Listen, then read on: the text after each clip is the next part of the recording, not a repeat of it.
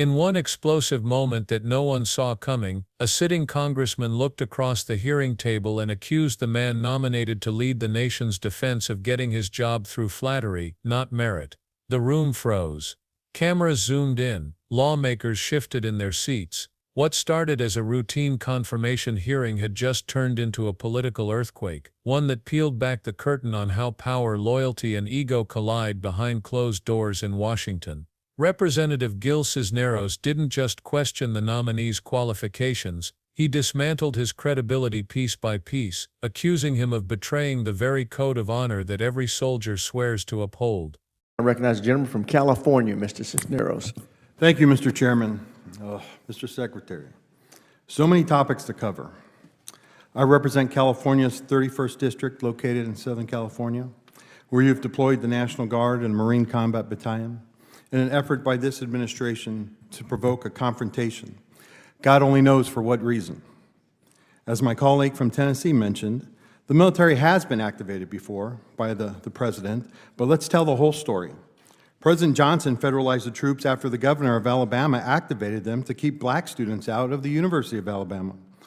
President Johnson did it so the students could attend the university. He did it for the right reason. He corrected a wrong. California did not ask the president for help, and the presence of the military is an effort by this administration to intimidate and incite fear and violence amongst its citizens.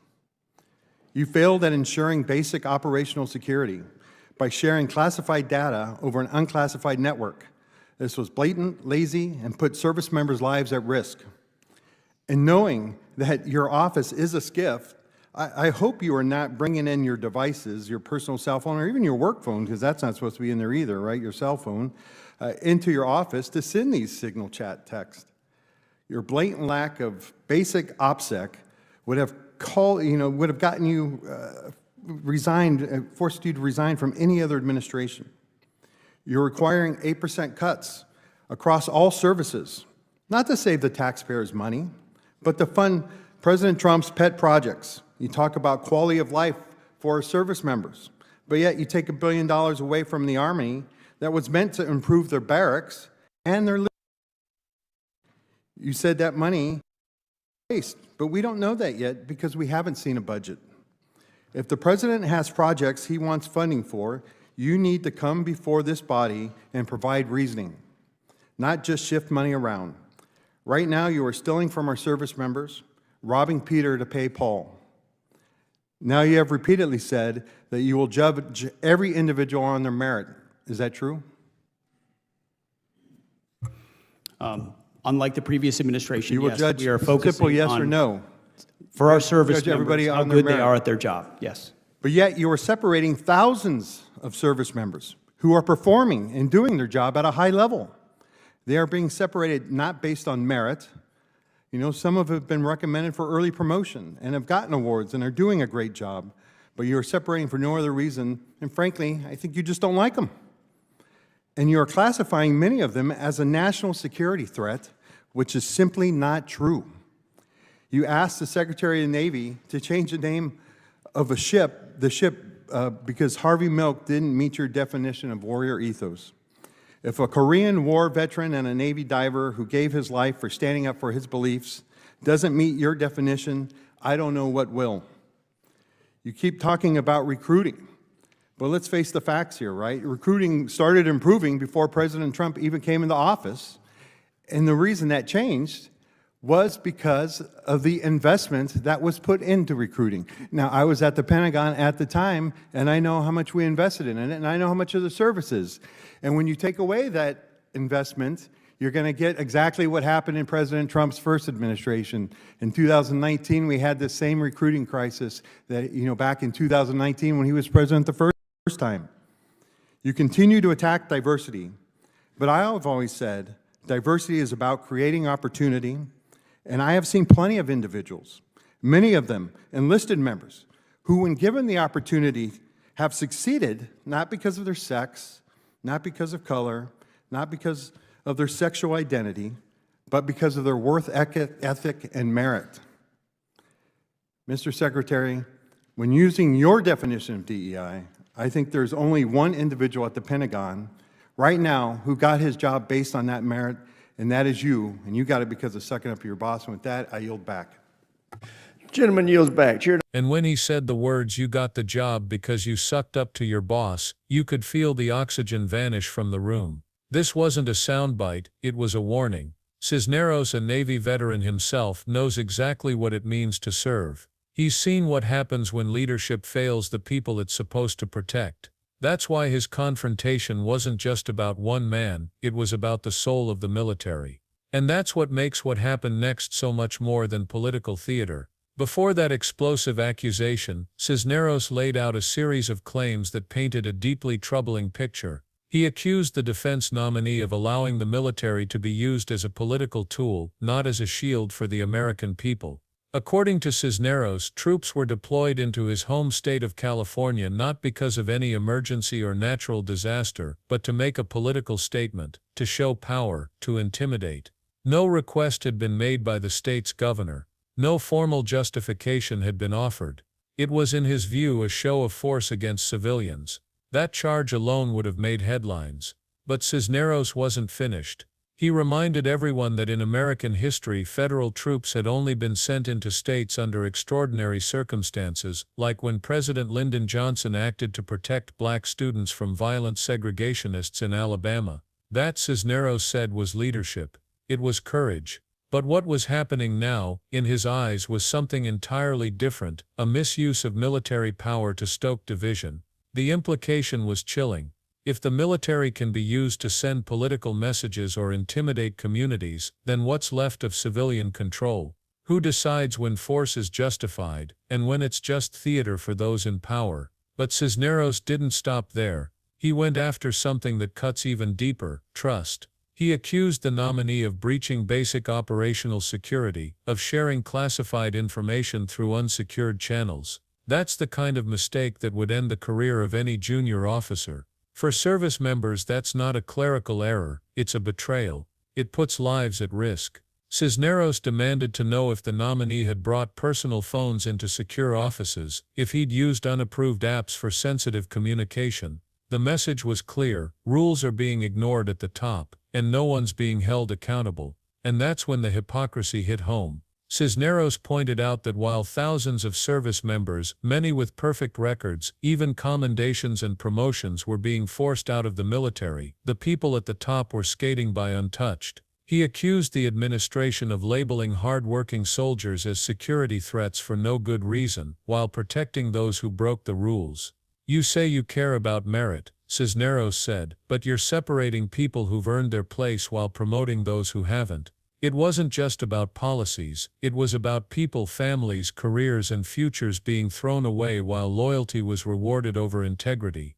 Imagine training your entire life to serve your country, only to be told you're no longer trusted, not because you failed, but because you don't fit the politics of the moment. That's the world Cisneros claimed is being built behind the polished speeches and press conferences. Then came one of the most personal attacks in modern congressional history. With the cameras rolling and millions watching online, Cisneros stared down the nominee and said the quiet part out loud, that the only person in the Pentagon who got their job based on so-called merit was the nominee himself, and that he only earned it by flattering the people in power. It wasn't just a jab, it was an accusation of corruption, a public declaration that merit had been replaced by favoritism. The silence that followed said everything. Even the chair of the committee looked uncomfortable. It's not often you see that kind of honesty in Washington, because most people don't dare to say what everyone else is thinking. But Cisneros did. And that moment, raw and unscripted, revealed the deep rot he believes is spreading through the highest levels of government. Because if loyalty becomes the only qualification for leadership, then who's really running the show? When generals and secretaries are chosen not for their skill or judgment, but for their willingness to say yes to power, the system itself begins to crack. Mistakes go unpunished.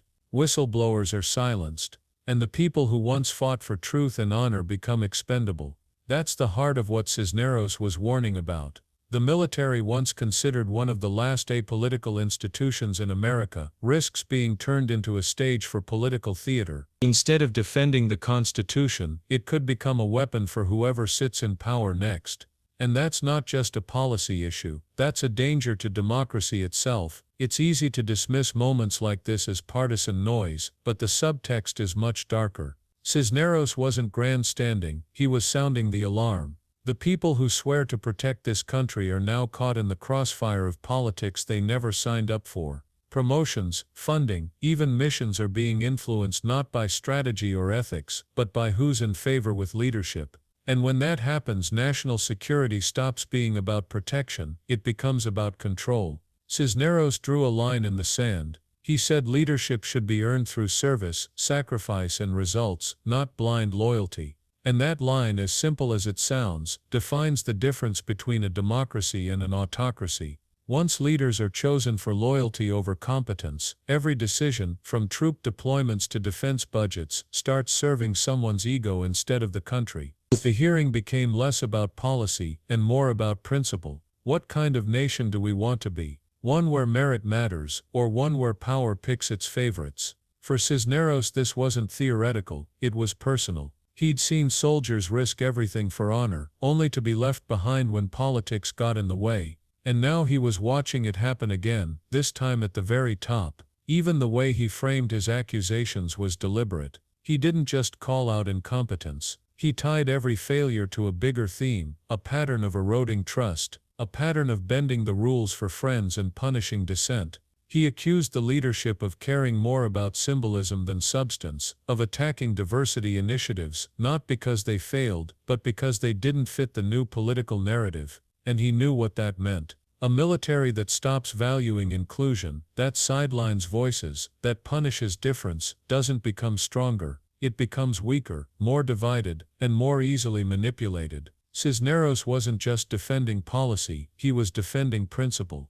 That every person who serves deserves respect, opportunity and protection, no matter who they are. By the time he finished, the message was unmistakable. This wasn't just about one nominee, one administration, or one policy, it was about the future of integrity and leadership. Because once power replaces principle, every institution, no matter how sacred, starts to crumble from within. The moment Cisneros yielded back his time, you could almost hear the unspoken questions hanging in the air. Who's really holding the line for honesty and accountability? And how many others in that room knew he was right, but didn't dare say it? That's the question every viewer should be asking right now. Because if this hearing revealed anything, it's that integrity isn't lost all at once, it's chipped away, one quiet compromise at a time. And it's only when someone finally says enough, that the truth comes crashing through the surface. Moments like this don't happen often. They remind us why hearings matter, why oversight matters, and why voices like Cisneros can't be ignored.